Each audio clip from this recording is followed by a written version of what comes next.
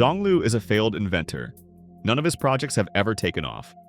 His wife, Fan Biting, who once believed in him, has left with their son, tired of waiting for something to finally work out. Desperate to quickly earn money for his son's education, Donglu accepts a shady offer to become the caretaker of a large residential basement and force its tenants to move out within a month. Once there, however, he learns that a huge sum of money is hidden somewhere on the premises and decides he'd be better off trying to find it. Chinese films are often delayed before reaching theaters. Release dates can be pushed back not only by production issues or box office competition, but also by questions from censors and other less obvious industry factors. In the case of this strongman, the delay was extreme. The film was completed back in early 2017 and was originally scheduled for a summer release that same year. But something went wrong and the premiere never happened. In the end, the film sat on the shelf for a full 8 years, well beyond anything that could be considered reasonable. Naturally, a lot has changed in that time. For instance, Wensong, who plays Donglu's best friend, a talentless background actor, has ironically gone on to become a popular comedian, while Nikita Lee, who played Fan Biting, has left the film industry altogether. The film itself, however, hasn't changed.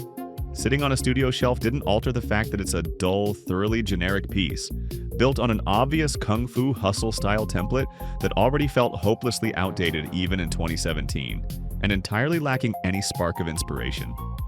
At its core, a good, well-crafted comedy relies on a strong engine, something that constantly generates setups for gags and humorous situations, along with memorable characters.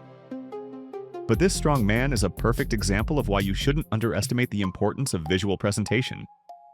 Almost the entire film takes place in an underground residential town. That isn't exactly disgusting, but let's just say it's far from appealing. You often catch yourself wanting a breath of fresh air to escape these sets altogether.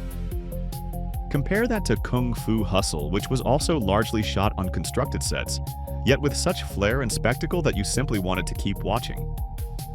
This strongman, on the other hand, is not particularly inviting. What unfolds on screen is a sluggish plot where characters act only when and how the screenwriters need them to, making it hard to connect with them on a human level. What kind of emotional investment can you have in an inventor trying to pitch investors on a prosthetic breast for feeding children? Or a background actor who can't even convincingly play a corpse? First, they try to clear out a basement slum that, for some reason, no one wants to leave. Then they go searching for hidden money, and none of it has any clear direction capable of sustaining interest. It all feels like a collection of loosely connected sketches of varying quality. This strongman is a comedy without much comedy, a drama without real drama, a thriller without any real thrills. It's a film that technically has every right to exist, yet it's hard to articulate why it does. To once again remind us that anyone can become a family and that together we're stronger.